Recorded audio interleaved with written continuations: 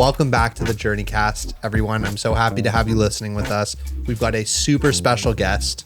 We've got Chris Dolinsky with us, the CEO, founder of VIbehut, which I'm ecstatic to have here.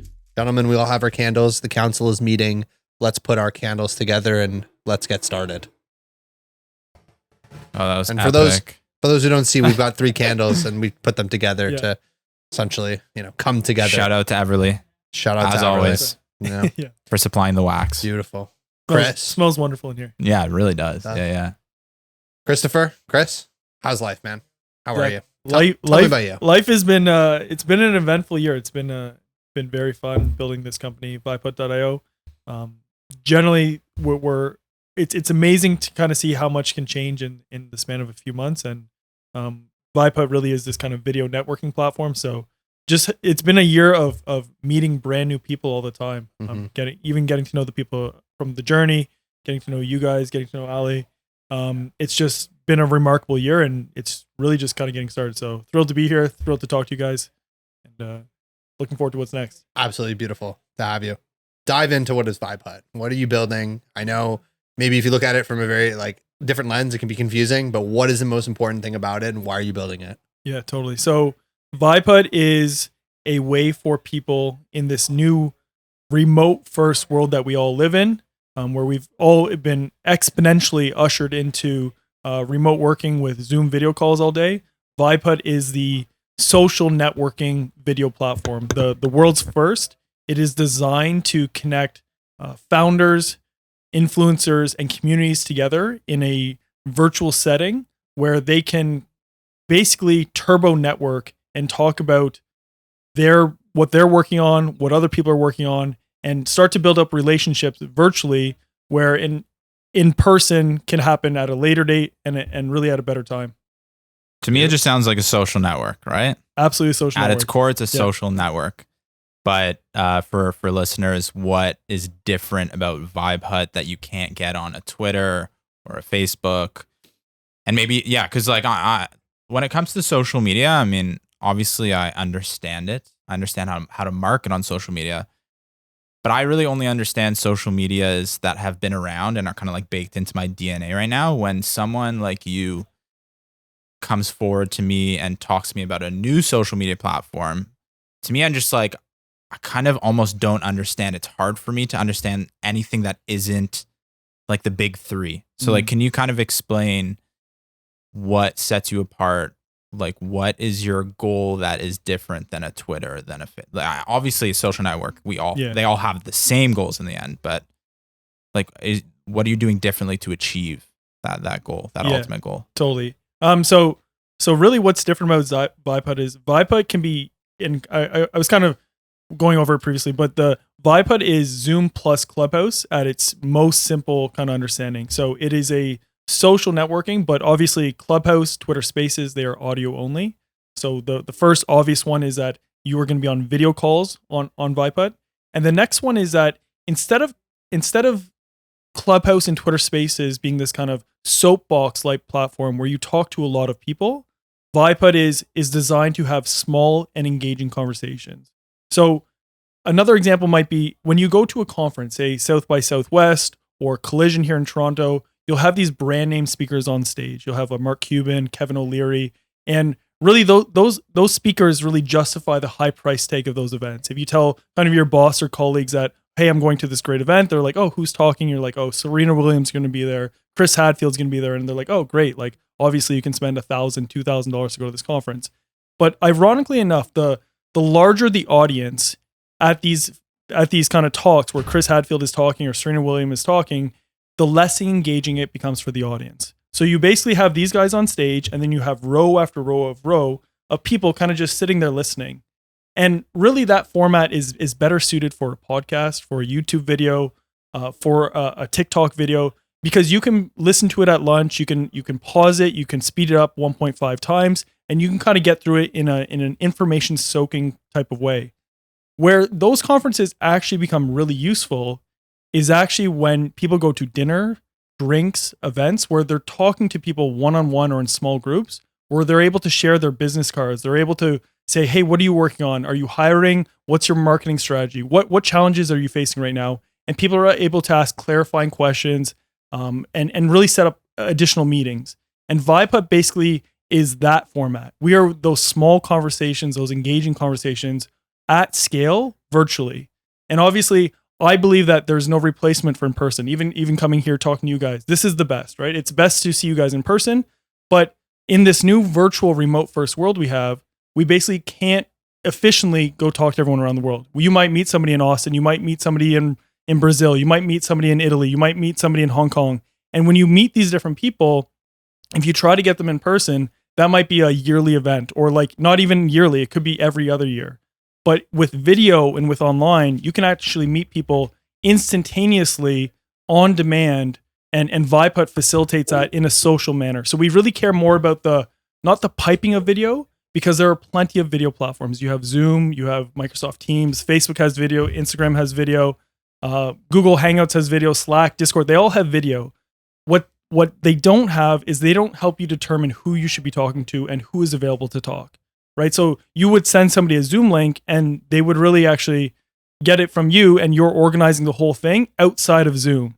So VibeHut brings all that discovery all into one place, all under one platform, and allows people to know, okay, when I'm on VibeHut, I'm here to talk to people. I'm not here to listen. I'm not here to kind of soak up information. I'm actually here to have a dialogue and build relationships with people.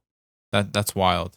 You know, I don't know about you, but like, I swear I'm sitting here for the past 5 minutes while you explain this, and I'm just like, damn, all three of us are founders, all three of us are entrepreneurs, but it's crazy. You're on another level, you know, like with our business, with marketing, it can be very detailed, very complex at times, but at its core, marketing is quite simple. It's kind of like an everyday task.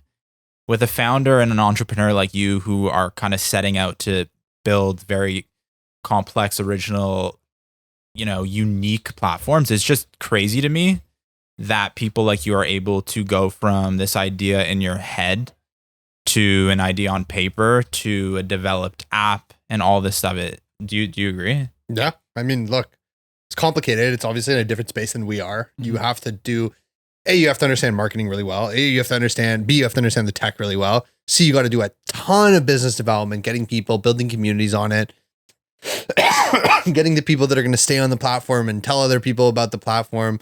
So you wear many, many different hats, and not even including like the general, you know, business Ontario, right? This dealing with the CRA, dealing with administration stuff. So yeah, no, I definitely think you're on a different level. I think that you've picked the task, but luckily because we have you on the podcast, we also understood you were a part of another business. You want to tell a little bit about the listeners, the part of the business that you were in that maybe helped prepare you for the next stage of what you were going to work on? Totally. No. So prior to this, I've kind of co-founded and founded a couple other companies. The one that you guys are mentioning right now is called Clutch. Clutch is a Canadian automotive business. Quite simply, it's kind of like Uber Eats for cars, where you can go on to Clutch.ca and it makes used car buying, the most seamless experience that you can ever imagine. So basically, you go on, you look through all the inventory depending on where you're in, and it's across Canada now. So there are warehouses in Vancouver and Toronto, Nova Scotia.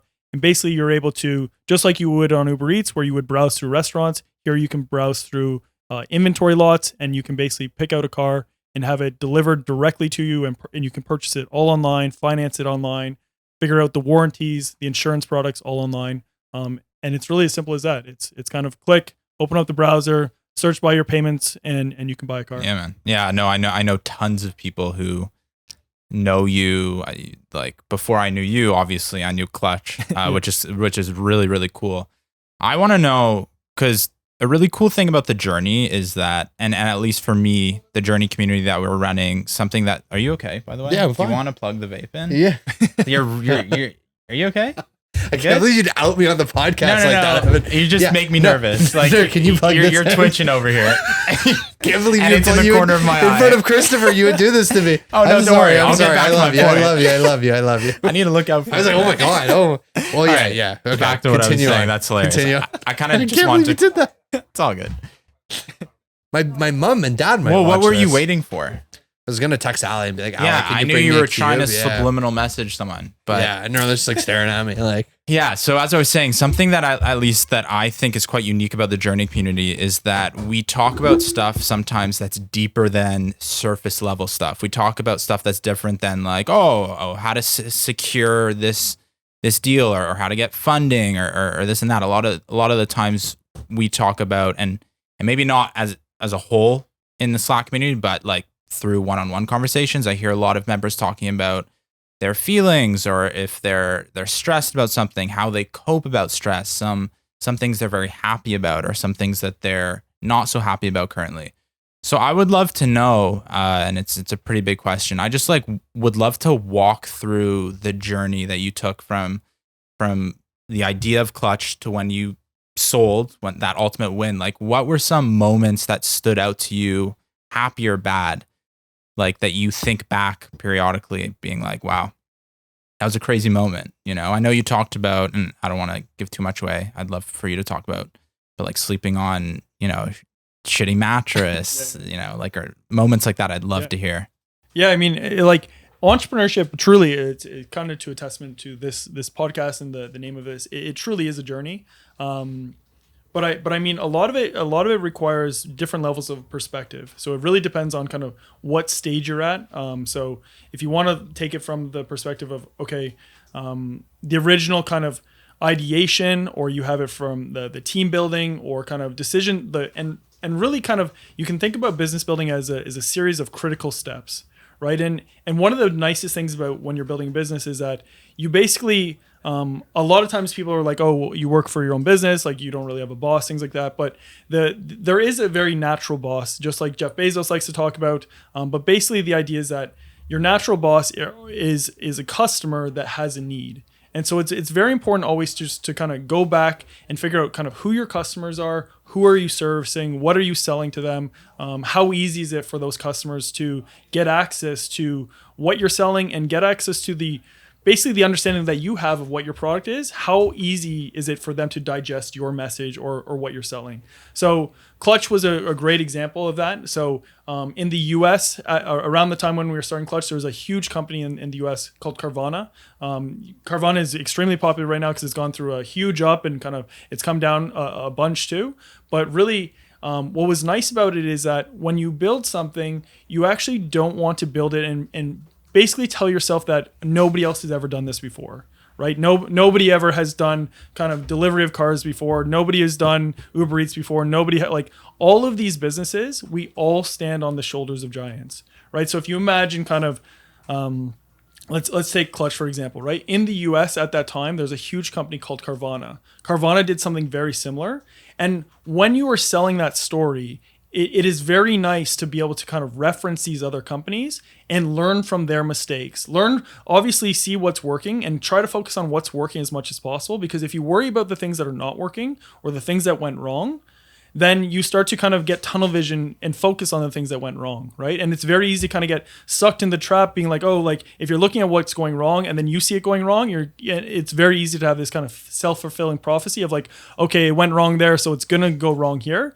If you focus on where are the kind of the openings of light, you can kind of focus on that as well. So we saw in the US, there was a kind of no national player, right? There was no such thing as kind of like a household, like, if you think about the soft drink industry, you have two major players, right? We can all name it. It's kind of Coca-Cola, Pepsi, right? In the US, the largest player was called CarMax. CarMax had about like 4% market share. That's across the entire US. So there's no kind of like there, and CarMax is like a $10 billion company. It's a big company. But even then, there was no way to kind of consolidate all these dealers because they were all individually operating as kind of franchise owners. And so we saw the success of kind of Carvana.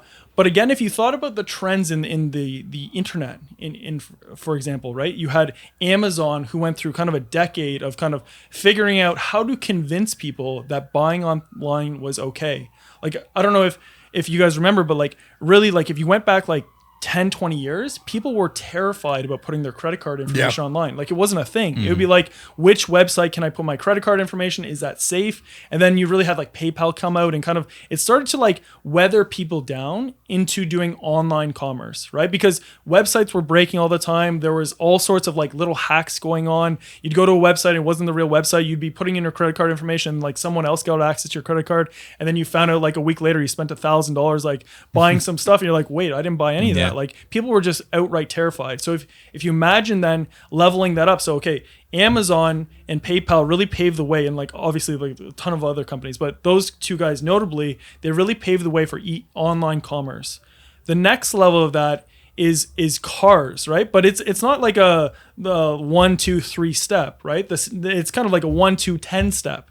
It's like the first two are like, okay, little purchases. Maybe you buy like an Apple laptop. That kind of is where people start to spend a little bit more money. But if you go from an Apple laptop that's like $3,000-$4,000, a car can be 10, 20, but it's often like $40,000, $50,000, $80,000, right? And it's lucrative. Like, what happens in that scenario? What happens when I put in my bank account information, my wire routing information? Like, what happens in that scenario? What is the recourse, right? And so what's nice is that the internet wave was finally at a point in time where it started to make sense to even consider something like that. And then even when it makes sense, there's that whole early adopter curve, right? So you have the the innovators, the early adopters, then it gets to mainstream, then eventually it gets to be the norm.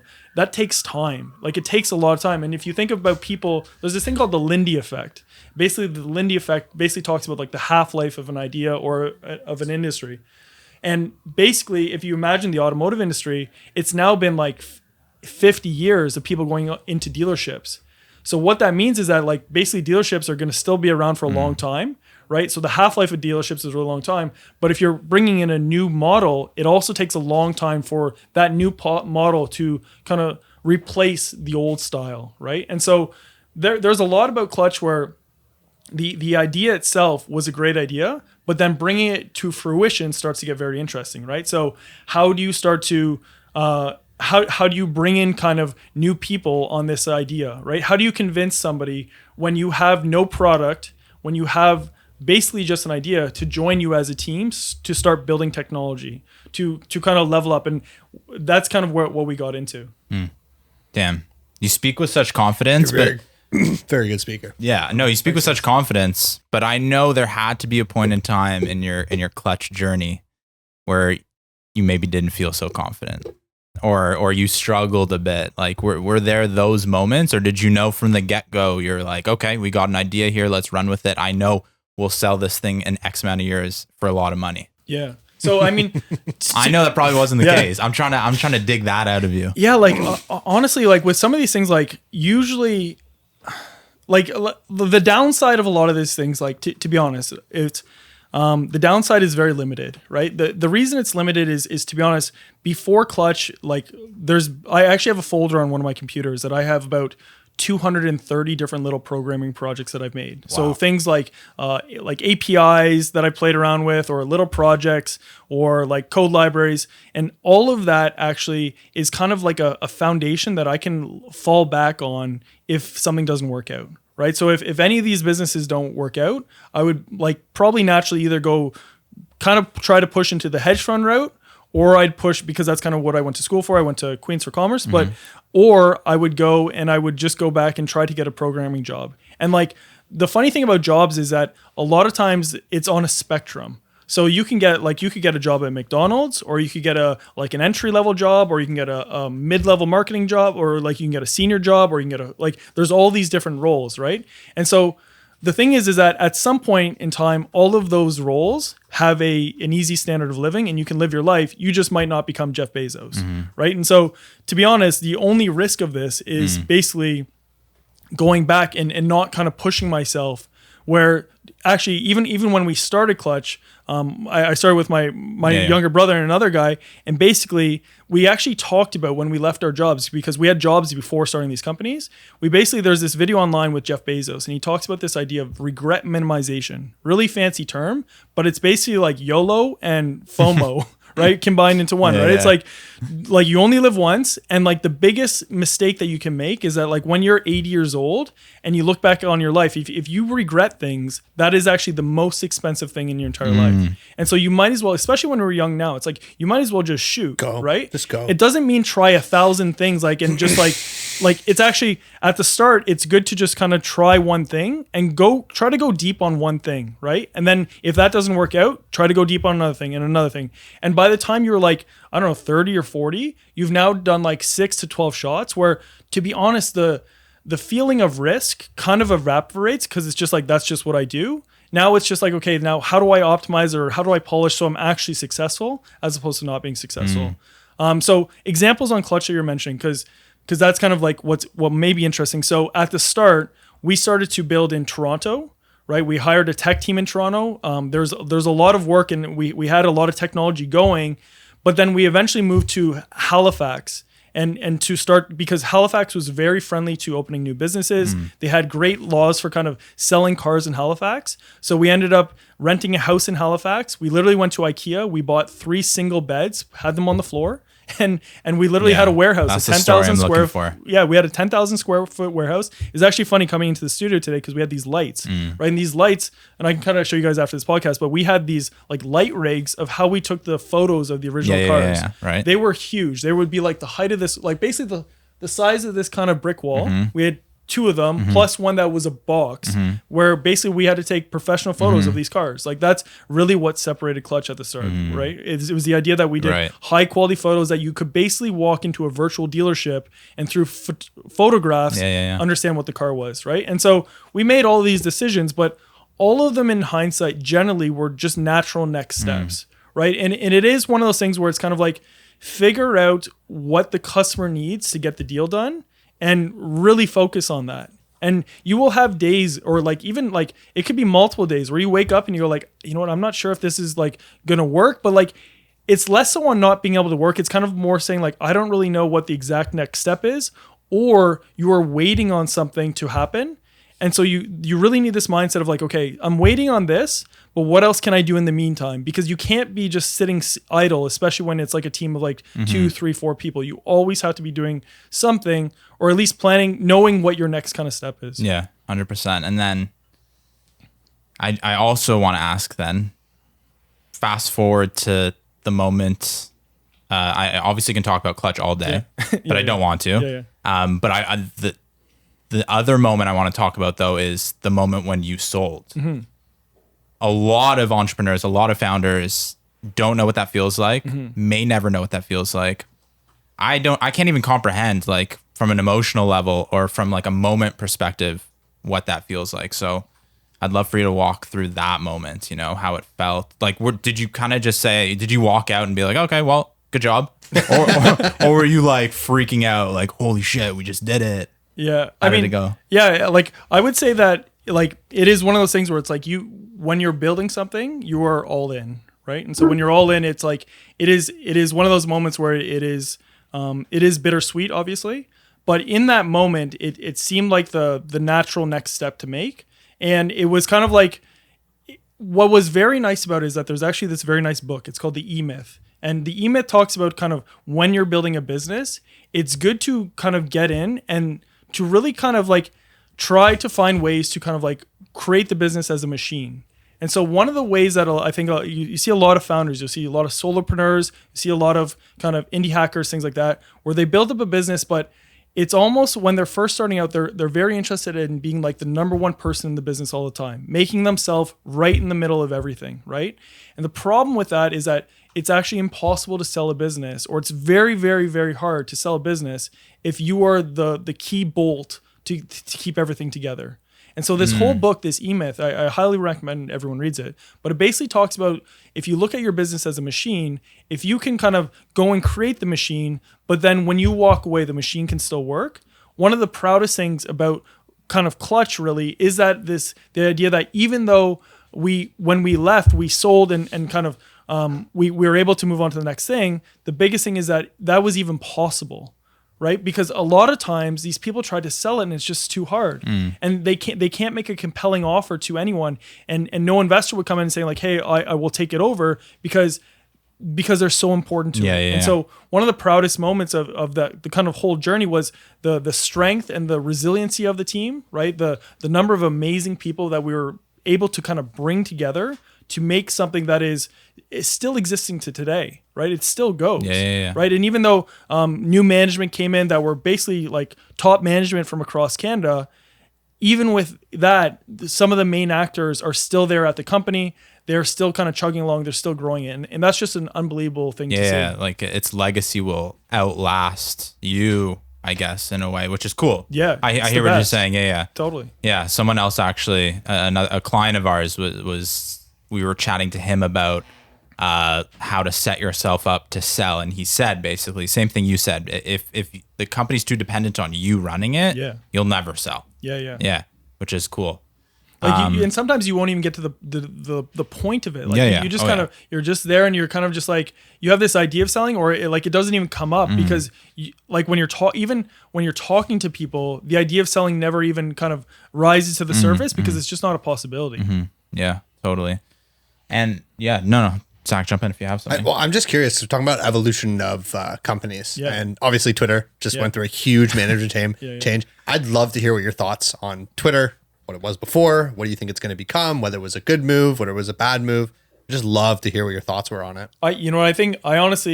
I'm personally a huge fan of Elon. I think that it's amazing what the number of industries that he has pushed forward has been. It's basically undebatable, right? You can look at the EV industry, the rocket industry, the tunneling industry, PayPal too, right? He did PayPal, so payment processing, and basically since he's been born, and he is very much a purist in the sense of he sees how things could be improved, and he takes basically a unapologetic approach to improving it, and so I think that having a guy like Elon buy Twitter, probably if you had to think about. Like Jack Dorsey's been there, he was there forever, and then there was a change of management, right? But it's very honestly, if you had to imagine like a manager coming in and taking over a company, I think that there's truly nobody better than probably Elon right now. Like I can't think of a better person. And the only concern may be that he has all these other companies, but I think in his mind, he kind of sees probably 10, 20, 50 small low-hanging fruit things. And he's like, you know what? I've kind of had enough of this, but I at least want these 20 things to be done.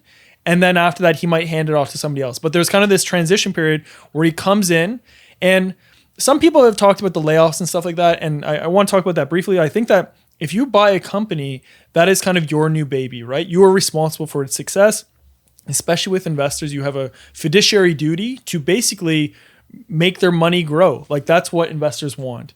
And so the thing is that when Elon comes in, that's his mandate. That's what he's trying to do. He's trying to grow the investor's pie, right? And he's trying to do that in a way that creates value, right? So creating value means that you have to basically either increase the revenue or decrease the expenses, right? So decreasing expenses, the headcount is just a natural, normal way to do that. If you look at a lot of these tech companies, the salaries are sky high. A lot of people are getting paid. And ironically enough, for a lot of tech companies, you actually just don't need that many people once you have the foundation of the code built, right? And I don't mean like you don't need too many people, like you need 5, but they have thousands, right? So it's like, okay, we're not talking on the scale of like, okay, like cutting out, like you only have 5 people on your team, but you're running this like multi-billion company like a WhatsApp, but WhatsApp only works because it's a single functionality platform, right? It was very simple. It was like full end-to-end encryption. I think they sold to Facebook for something like 19 or 16 billion, and they only had like 20 employees around the time, around that number. Very crazy. Small number. It's like truly one of the most crazy kind of acquisitions I've ever seen in my life, right? But with Twitter here, it's like they have a lot more functionality, but there's probably some sort of ratio of like number of employees or engineers to number of big features on the platform. So there might be like 20 big features, how many employees you have, and there's probably some sort of ratio there. It's like, okay, this is reasonable. After it's kind of like excessive exuberance. Yeah.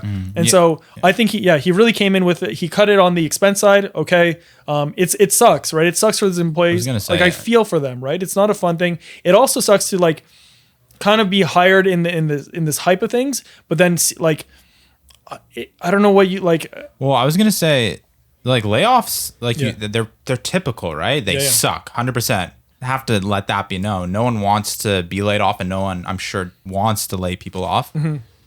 But like layoffs are not a new thing. And just to me, I'm just kind of scratching my head as to why Twitter is getting all this backlash for laying people off when tons of other people do it all the time. Like you said, that's like a normal. Meta just did like 11,000 today. Yeah, and I don't know, like I'm sure it sucks, but it's not like people aren't freaking out like they just were last week with Twitter. Yeah. It's just like why Twitter? I honestly think that, like, to be honest, like with Twitter and these social media companies, it's just so out in the open, right? Like, what do people do on these platforms? It's not like if you're like a food salesman, like your food is crying, right? But it's like with these platforms, it is a public kind of town hall, right? And so when people get laid off from the public town hall, it's not a surprise that the town hall gets louder. Right. And that's kind of, I think, what we're seeing. Gotcha. I think we're seeing that the natural fallout of kind of making changes at a town hall is that the town hall has more activity. In this sense, the people that are getting let off are talking a lot, and then you always need the kind of the anti side of the people getting laid off, so it kind of goes back and forth. But I think it will calm down in general. Yeah. And do you think, and this question for both of you, because I guess no one really knows, we can only have a guess. You guys think like Twitter will be better than it is now in month, whatever that time frame is, or do you think? Because everyone's saying, "Oh, Twitter's done. Elon's effed it up." We have to kind of look and see what he's implementing and see whether it's going to work or not. Like the verification. Well, first of all, he needs to make money. That was like the whole thing. That's why we're verifying people. But it's so funny because now it's such a polarized social media out of all of them. Because you got True Social. There's one that like a lot of Democrats back. There's one for that. Like there's so many different social media networks that like just copy Twitter. It's the same thing. And then the real thing that's really changing is the like, you know, what can be moderated and what's not. So I don't know. I guess I don't know if anyone can really answer it. What do you think? Just that some people are coming in and saying, okay, Twitter's dead since Elon bought it and he's a madman and he's going to F things up. And some people come in and say Elon's a madman, but he's a genius madman. And that Twitter is actually going to revive itself. Twitter is going to be better. So I'm just curious to know what you think. Which side you fall on? Yeah. So I definitely follow on the Elon's a genius. It's going to be better. I also think that's what's interesting about Elon is even though he runs all of these companies, he's actually one of the most prolific and outspoken users of Twitter, right? So he uses Twitter all the time. It is very different to be an operator that does not use your product versus an operator that does use your product. And so Elon comes in and a lot of the changes he is making, like he was talking about Twitter Blue. He basically was like, look, Twitter Blue, he has another podcast himself, being like Twitter Blue is just not a very good value. Like it's basically an atrocious value, right? And that's from his perspective, like using Twitter. He's like, look, I signed up for Twitter Blue. He's probably paying like $5 a month or $8 a month. Like he doesn't need, like he has hundreds of billions, right? And he's still kind of going through the process saying like, I signed up for this functionality. It's not what I like. But his tweets, he will get like 50,000 likes on his tweets, 100,000 likes. So he has his own perspective on kind of how the platform could be used. But I think that like just taking his kind of like first principles approach, his approach to business building, if you have somebody that is deeply using this platform and is like, hey, and has this expertise where he knows how to build businesses, I'm very confident that I think Twitter will be better off. I think their company will probably be better off. I think monetization will be better off. There is some still like primitives of Twitter that gets a little bit interesting where the moderation comes into play. This verification will be interesting. And even the kind of like there's this whole like Web3 sphere where you have like the ownership of data is still owned by Twitter and Facebook. And then there's some new blockchain kind of applications coming out. There's one called Decentralized Social. Jack Dorsey has a new one that he's kind of looking into. But really the idea on those platforms is that you can actually own your data and then you can move your data from platform to platform to platform, whereas your data on Twitter and Facebook is essentially landlocked, right? And you're saying that Elon wants to change that? I think that just so I understand, or I think that he's probably. I think he will look at it and he will kind of to figure out what his pros and cons are. Sometimes when you make a ship, there are kind of foundational pillars, and so to change the foundational pillars, it's not that it's not possible. It can just be a very heavy undertaking. And it might sink the ship. And there's always risks that something kind of goes wrong when you make a big change. I just feel like Elon probably doesn't really like if Twitter fails, Elon probably, you think he'd care? He'd probably I think so, yeah. I think so. No, but he'd probably I think he's a very passionate guy about what he does. So like you mentioned, he moves a lot of things forward and like I think he'd feel a little bit embarrassed. I think he spent a lot Yeah, of time true. doing I guess this. you're right. Especially because it's so public, right? Yeah, you're right. Like anything, if something goes wrong on Twitter, like I don't know if you've seen, but his Twitter profile picture has become like him on like a microphone being like, I'm the Twitter hotline operator now, right? So he's basically taking user complaints all the time.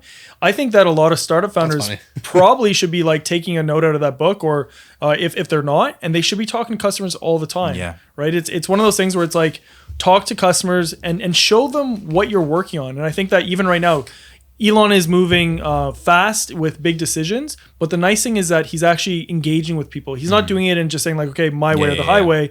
Most time he's like, hey, what do you guys think?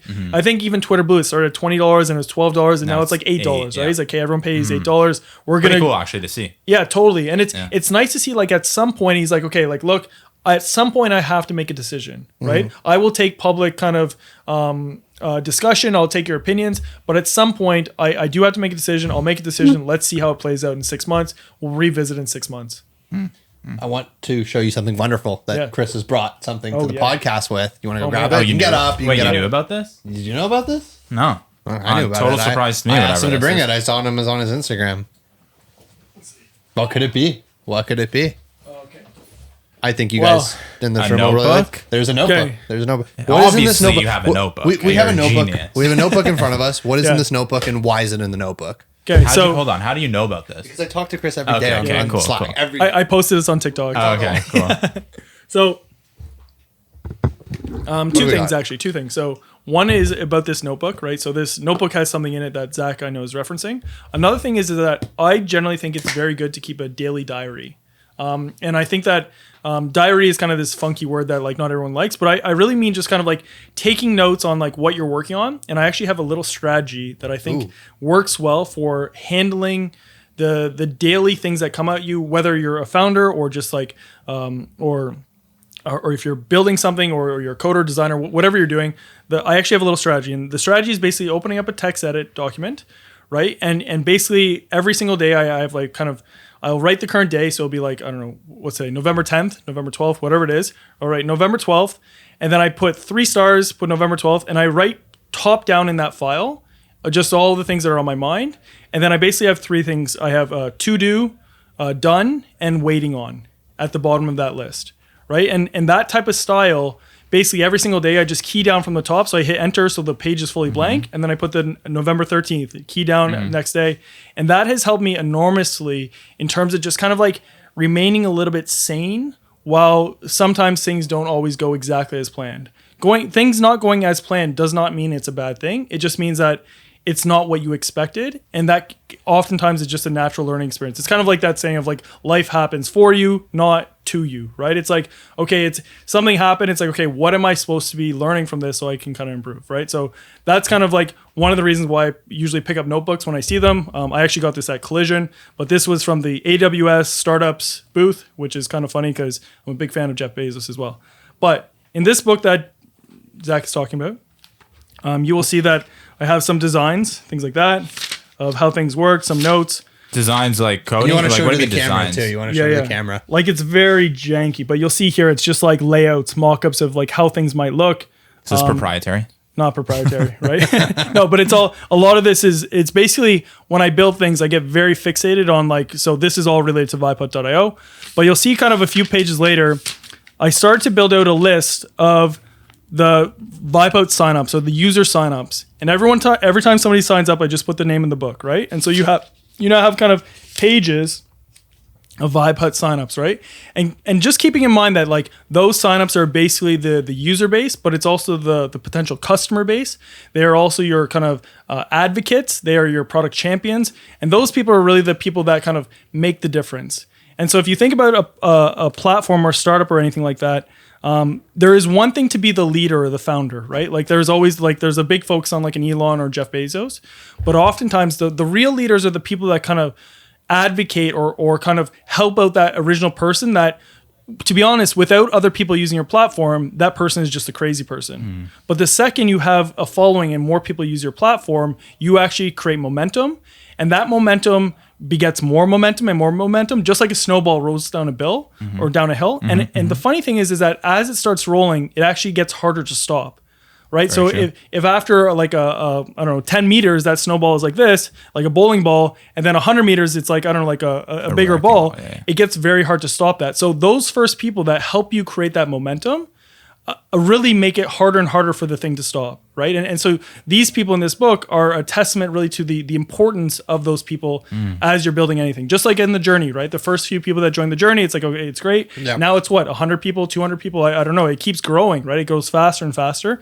And the second you start bringing more people, like even today, it's like, we all spread this out on our socials, and then it starts to like exponentially compound. And I think that most people think about things linearly. They go, okay, I'm going to do this, this, and this, and I'm going to kind of level up. But it actually kind of it's a matrix multiplication. It's an exponential, and it goes faster and faster. And like in a year or two, you can go from 1 to like 50,000 instead of like 1 to 10. Yeah. And it's just one of these crazy things. We've seen that. It's crazy Yeah. because it's like it took us like a month maybe to get 30 people, and Yeah. like within a week, like we can just get 10.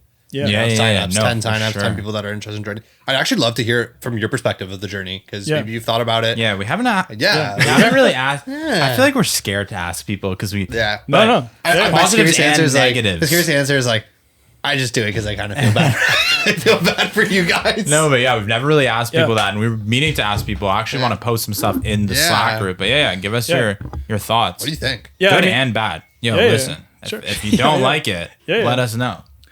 Yeah, I honestly think that the journey is a good thing. I think in general, like the first thing, like foundationally, it's a good thing, right? It's basically a bunch of people that are building things, coming together, sharing best practices, asking for feedback, and having the ability to level up, and doing that in a remote way. But then you guys have also been great in hosting kind of in-person events. I've been to 2 of them. They're usually partnered up with this phenomenal establishment in Toronto called The Good.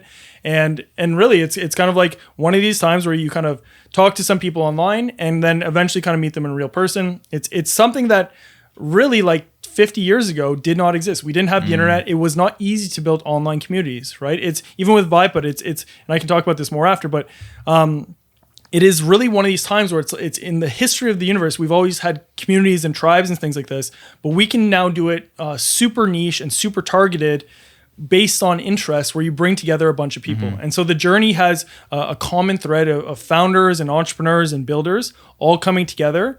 And then also meeting in person. And so far, it's been really great. Zach reached out to me originally. That's how I got involved. Cool. He Yeah. literally messaged me on LinkedIn saying like, hey, so cool to see what you're working on. I was like, hey, what's going on? And to be honest, literally at that time, I was building VIbehut, right? So it's from a personal benefits point of view, I joined because I was like, look, it's another community that can use VIbehut, and I'm very interested, and I look forward to kind of growing with the journey more and more.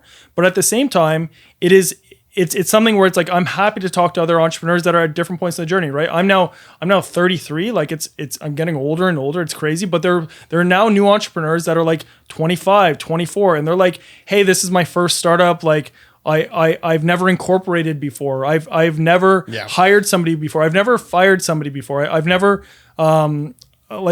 marketed before. There's all these things and so I'm happy to kind of share that knowledge as much as possible, because I also hope that other people will share that knowledge with me and say like, hey, like kind of as we were talking about earlier, we all stand on the shoulders of giants. You're not creating anything new.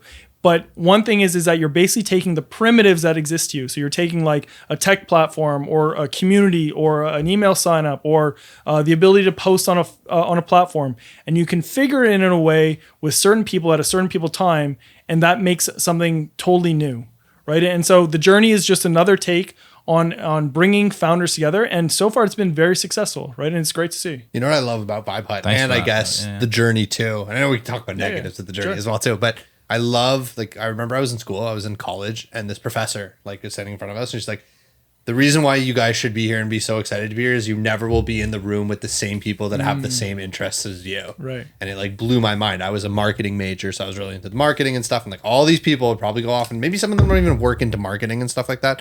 But I love VIbehut because it really just centralizes people with interests. Like I remember there was like people talking about Web3, people talking about X, Y, and Z, people all, and like, even like Lydia. Yeah. Like what Lydia built, what she's done, right? So she does like a weekly sales what was the word called? It's prospecting hour. Yeah. And like that's just awesome. Yeah, like all these people are interested in learning together and working together and holding each other accountable, and they all go on for an hour, and they're like, okay, 10 minutes is up, or like we're gonna go for 10 minutes and then we're gonna see who we got. And like that's just incredible. And yeah. It's you know what, it's an interesting time because I honestly would have never built VIbehut like 5 years ago, 10 years ago, right? It just like if you imagine what the web was like 5-10 years ago, especially when there were platforms called like Chat Roulette, Omegle, they spun up, right? Great. And well, they're great, but they kind of like there are also some bad things about it, right? Like Bad things about it. like honestly, like I actually didn't think they were that great. Like it was interesting, right? It was interesting, but I don't know. They had some like fundamental flaws to the platform. Yes. And the biggest one was, okay, so when those platforms started out, they came in like just a little background. So when those platforms came out, they came out in 2008, 2009, right? Great time. Web was going crazy. We were just kind of going through this financial crash. But in that time, Ashton Kutcher was on Oprah, right? This TV show, right? And he was the first person ever to reach 1 million followers on Twitter, right? And it's funny that we're talking about Twitter today, but he was on Oprah telling Oprah's audience, and Oprah's like, hey, Ashton, like, what's his bird platform? Like, and he's like, oh, Twitter, it's this place that you can go and post. And it's bizarre because it's so ingrained. Like today's conversation, a quarter of the conversation has been dominated about like what's going on with this platform. Everyone in the world is talking about it. The richest man in the world just bought it. It's like one of the most talked about things. 10 years ago, 12 years ago, it was relatively unknown. Ashton Kutcher was on Oprah telling the audience what it was, right? And so what's funny about it is that when those platforms started, they started at that moment.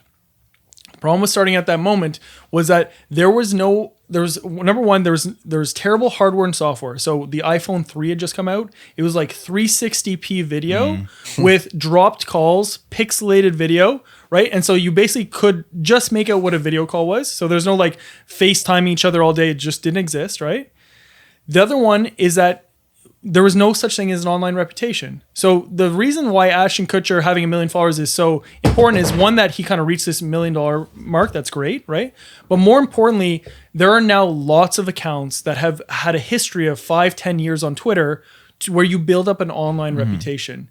And the fact that we have an online reputation, and combining that with the last one where we just went through COVID, and COVID was terrible, right? It wasn't good for the world, but what it was really good for was the video market, because people now know that they can work remotely, and working remotely literally means working on your computer a lot and then getting on a Zoom call or a video call, right? There's a term for it. There's a whole company, just like Uber, Kleenex, you now have Zoom calls, right? And those three things together, so hardware and software is one, good. Zoom calls being a normal thing, socially acceptable that we all do, but then most importantly, having an online reputation makes it so that I can create VIbehut in a way, in my team, we can create VIbehut in a way that people can socially network on video calls without worrying about the repercussions of being matched up with somebody that's going to show something that you would never want your niece or nephew to see.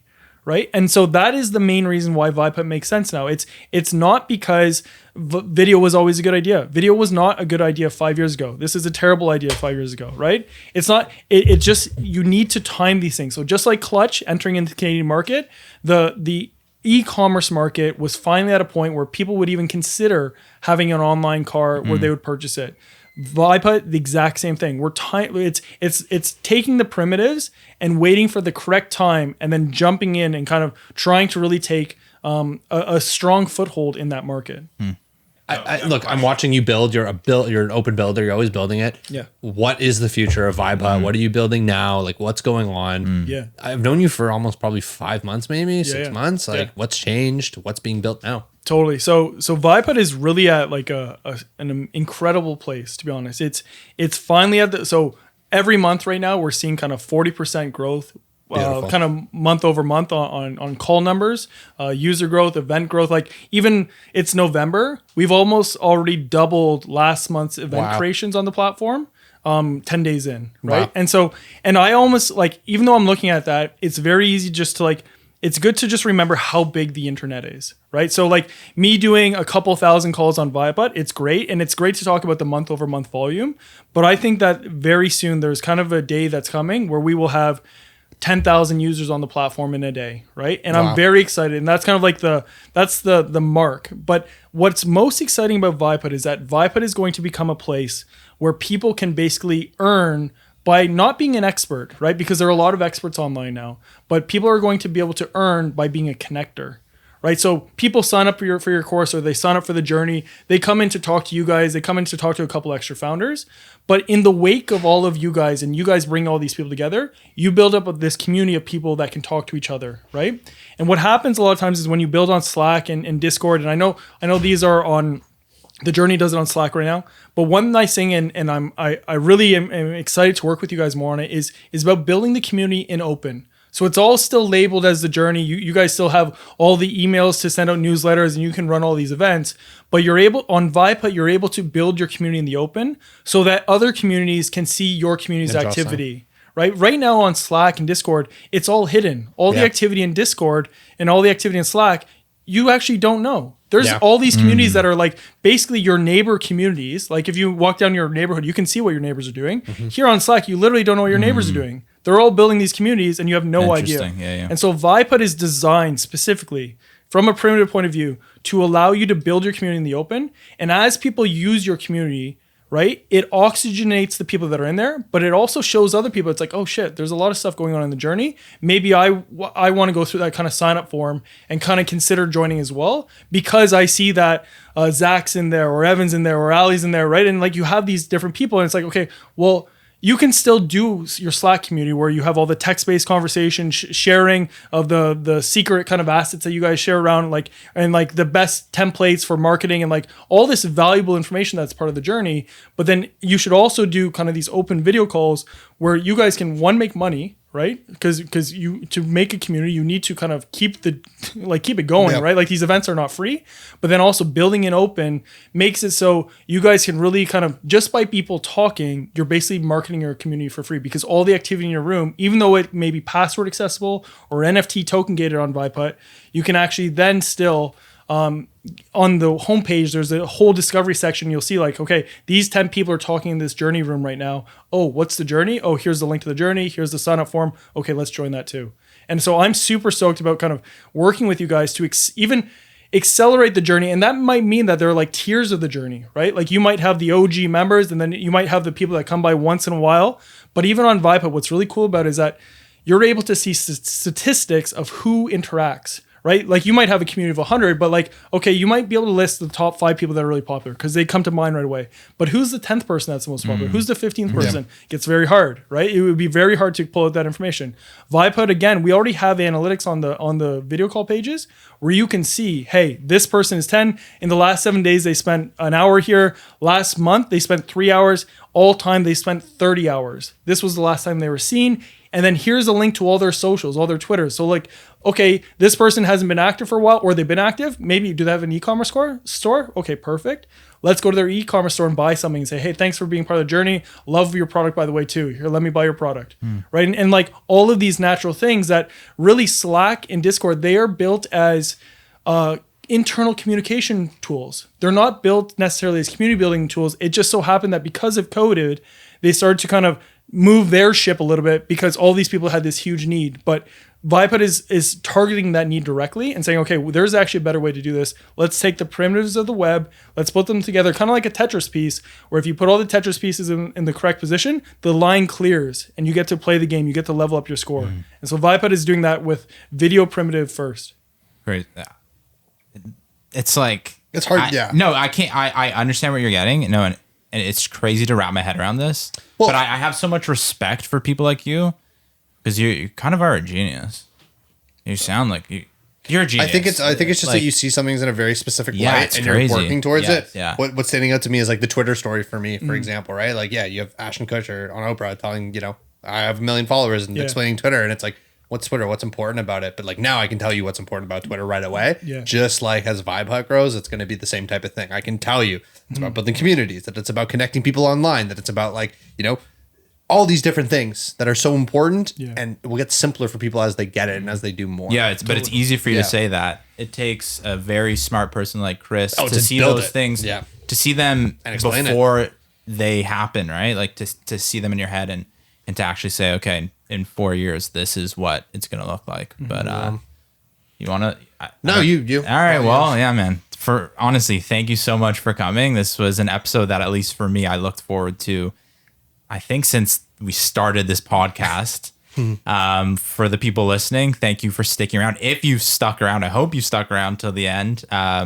Drop a like, subscribe to our podcast. If you're a founder or entrepreneur and you're looking to join the journey, more information on our website at takethejourney.co, and you can also apply on there.